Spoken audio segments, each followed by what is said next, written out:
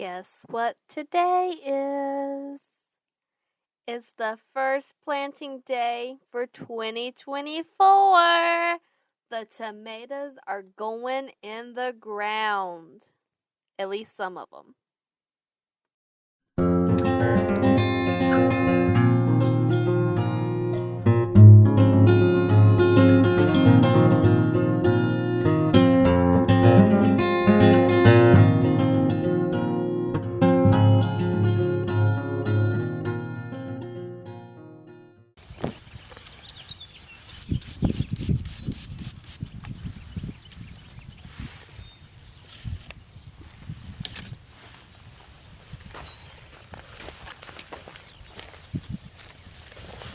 Alright, so these are the tomatoes that I potted up a couple weeks ago, around middle of February. Now we are towards the end of March. Today's the 25th. And what I'm doing is putting some of these in the ground. I'm a little worried, I'll be honest. We're getting close to our last frost date, but we've still got some cold nights in the future. And what I'm doing right now is not ideal, but as you can see, they are very large, and this one's fixing to put out blooms. So it really needs to go in the ground.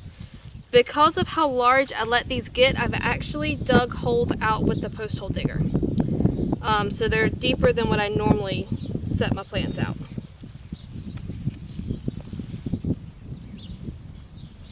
And because of how large they are, they're a little bit harder to get out of the pots. Because I really don't want to break them. But they've developed very nice roots. I don't know how well you can see that on camera. I'm just going to loosen them up a little bit. And then plant it. I'm trying to dig out some of this. We call it wiregrass, Bermuda grass. This stuff takes over everything, every year. If any little bit of it can get in the ground, it does. And it multiplies, and it'll take over. And then you'll spend all season, some bad clay, trying to get it out. So we had some rain here a couple days ago, and before it rained, Dad and I actually came out here, and let's not blow you over until I get you staked. We laid tarps out over this area that we had lightly plowed, and then we came back and we plowed it again. And so now it's more ready to handle. I wear gloves when I'm handling fiberglass poles. I'm not a big fan of fiberglass splinters. Granted, I don't think anybody is.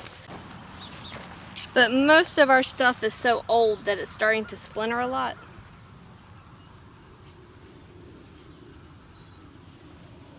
And I just don't want the splinters. These are wood dowels that I grabbed out of my craft stash because I needed something quickly. So I take old baling twine that we cut off of hay last year. It'll decompose. It won't overly tear up the plants. And so it works great as just, I guess you could say, like a less expensive resource. When I tie them, I don't tie them real tight because the plant is going to grow. And I don't want to choke it. I want to have that room to grow. And I tie them in loose knots in case I need to come back and untie any of them. And then I struggle here with getting blight on my plants.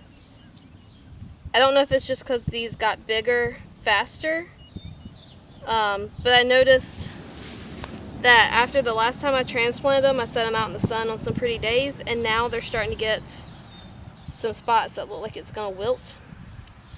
So I'm trying a recipe. I used it a little bit last year. You mix a certain percentage of hydrogen peroxide and water, and you spray them when it's sunny, and it kind of acts like a vitamin that humans would use to help the plant. So that's what I'm doing now. I've got it mixed up. The solution I'm using right now is a little bit more diluted than what I use later. Normally I do it like a 1 to 6, so like 1 part hydrogen peroxide, 6 parts water. But right now this is a 1 in 10. And so I'm just using it right now about every day, every other day on it. I don't want to make it too strong at first because I don't want to kill my plants. And then I'm going to put water balls around them. So my plants have really gotten tall enough. They're really too tall. So I'm needing to go ahead and stake them now, just to keep the wind from blowing them over quite so much. So I'm sticking the fiberglass pole an inch or so away from the base because I want it to have room for the stalk to grow. I don't want the stalk of the tomato plant to be growing into the pole. And I'm using baling twine, just left over from stuff off the farm. And I don't tie it on there very tight because I don't want it to end up acting as a tourniquet and cutting off the plant and inhibiting its growth too early, just because I got it too tight. Now, I like to use baling twine personally versus wire or other things. If I leave that wire, like if I were to use wire and I leave it out there, then I need to worry about like a lawnmower hitting it, or if I walk out there barefoot, it could be a hazard. The baling twine, though it's a little bit rough, it is biodegradable. It will decompose. So if it gets left in the garden, it's fine. And I know people who've also used like cloth.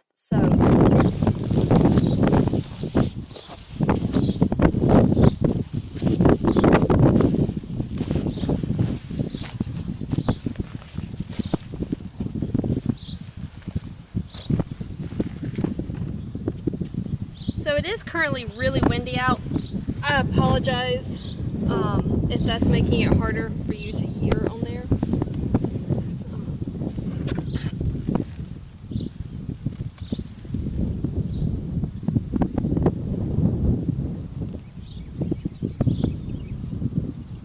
So I know part of my focus is I'm wanting to educate about OT.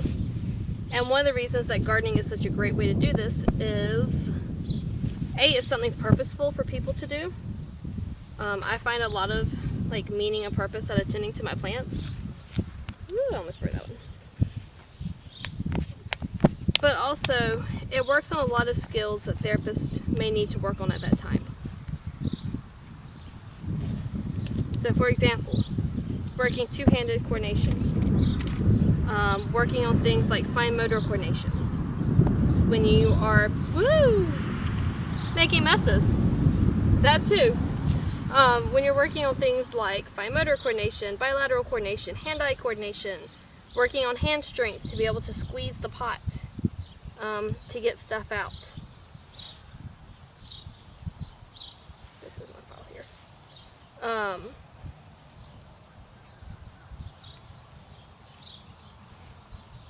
Working on some of the higher level skills like planning, executive functioning is what that would fall in.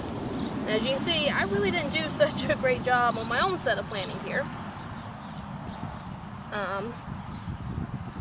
But that wasn't completely planning's fault. That was new equipment and learning it kind of fault. So when you go to school to be a therapist, you actually have to take classes that we call activity analysis. And when you start doing those classes, you have to go through, actually we make you do a lot of different activities. But you'll sit down and you look at an activity from start to finish. And you go through this activity through this analysis. It's a long process. You start out by asking the questions, why? Why is somebody doing this? So if I'm doing an analysis on this gardening, why am I gardening? It's a hobby, it's something that I enjoy.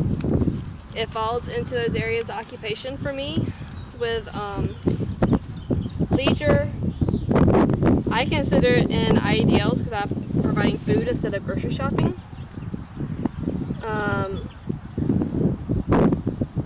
I'm I'm trying to use it as a way for social participation, becoming more active in the community and finding like-minded people in the community. So that provides some of my social participation. And like I said, leisure is one of my hobbies. So we start out with asking the why. Come back. Then from there, you start looking at the steps. What is required in order to successfully do this? So, steps that are required. I have to be able to dig a hole to plant my tomatoes. So, step number 1, I dig my hole. Or you could back it up further and say step number 1 is to plow the earth or to loosen the soil so that you have an area ready to dig a hole. Step 2 would be to plow the hole. Step 3 would be literally picking up the plant.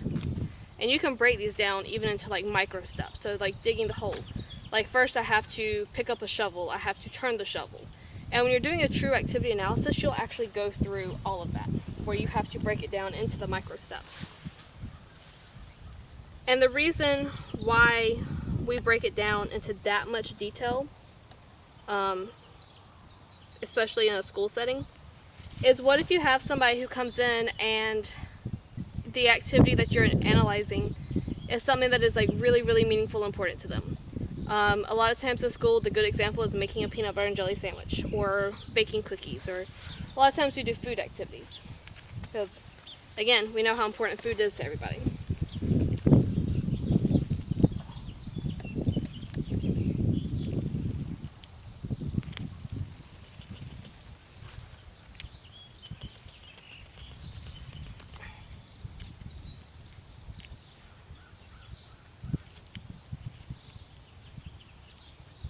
Come on.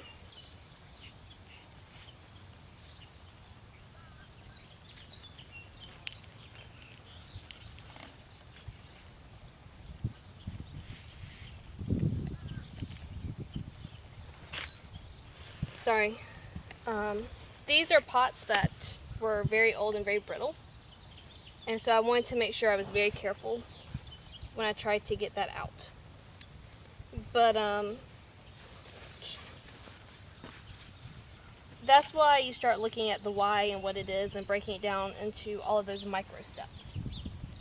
And then the skill part of OT, besides analyzing this into so much detail, come back. Oops. I'll have to work on you in a minute.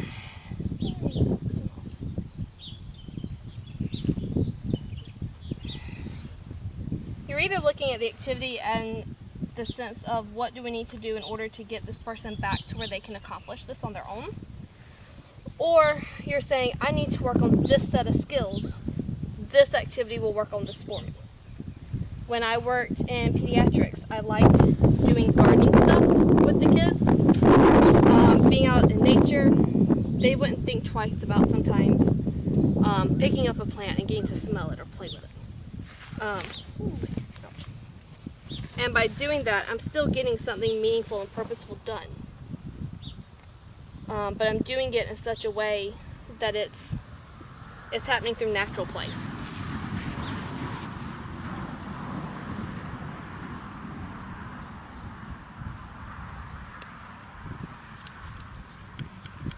I need to sharpen these after I did a lesson earlier that year with them.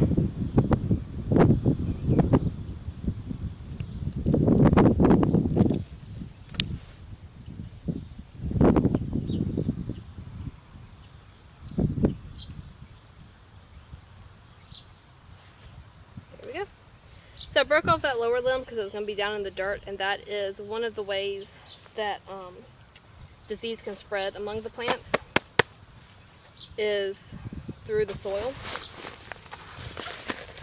And so that's why I wanted to make sure I tried to keep the leaves up out of the dirt, and I'll probably go back and prune on some of those others. I also need to mark this in some way because each set is different. So I did an Arkansas Traveler, an Early Girl, and then an Arkansas Traveler again. I wasn't paying attention to the order I put them out in. thing that I'm going to suggest as you're planning your garden for this year, think about where your water source is. You don't want to have to lug around water in a 5-gallon bucket every day or every other day to water all your plants, especially if you do a large garden.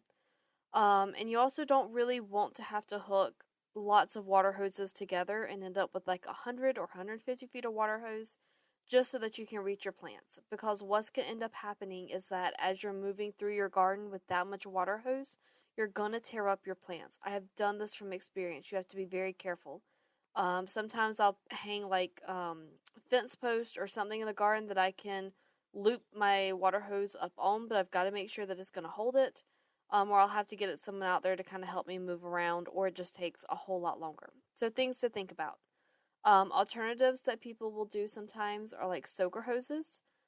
Just remember to cut the water off, otherwise you will end up flooding your garden, having a very, very large water bill, or running your well dry, depending on what you have. And then a lot of people use rain barrels, and I'm interested in those, but I haven't really gotten into those yet. I'm scared that I I need to do more research. I don't want to end up with like a mosquito breeding ground, and mosquitoes already eat me up as it is. And they're the nightmare, at least of this area, and I don't want to create more of them. So I need to do a little more research on the rain barrel part and figuring out the best system for me. This garden in particular is far away from the water source, so I always have to lug water to it. The second garden plot that we have is close to a water source and would also be close to a source for a rain barrel. So that's where I would probably use it just because of the proximity for water catching. And unfortunately, the third garden site that we will be adding this year is not close to a water source. It just happened to work out best with where we moved the pasture fence when we redid fences. So just something to keep in mind.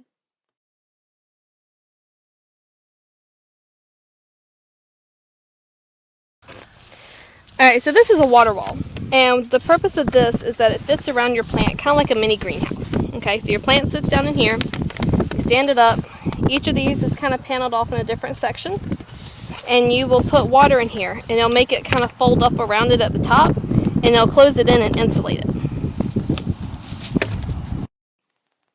So with the water walls, as you're filling them up, one little tip is don't fill up the side all the way. And the instructions will tell you this, but let's be honest, how many people are actually going to sit there and read the instructions on these things? Because too many people don't. But anyway, you fill them up about halfway or a little bit less if you're going to do it the way that I'm doing it right now, where I'm filling it up outside of the garden and then I'm going to carry it in and set it over the plant. I don't want it so heavy. Water weighs a lot.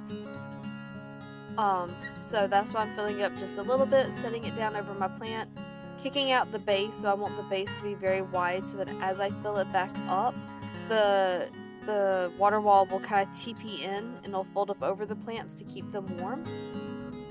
You do want to be careful, especially if you're using a sprayer like I am, that you don't put the water in too forcefully or you will get wet. But hey, if it's warm outside, it feels good, right?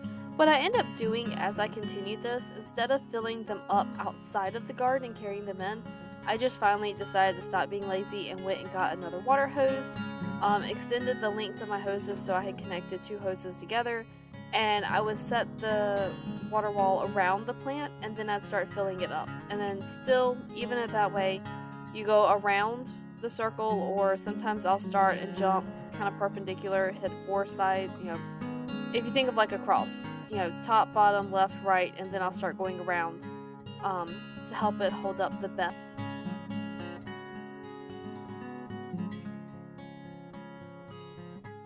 I want to thank y'all for hanging out with me today. Let me know when y'all start your gardens. I'm starting this one a little bit early, the last week of March, but I'm only putting in the ones that absolutely had to go in. There's a lot more that will be going on in April, so stay tuned for my upcoming April garden tour.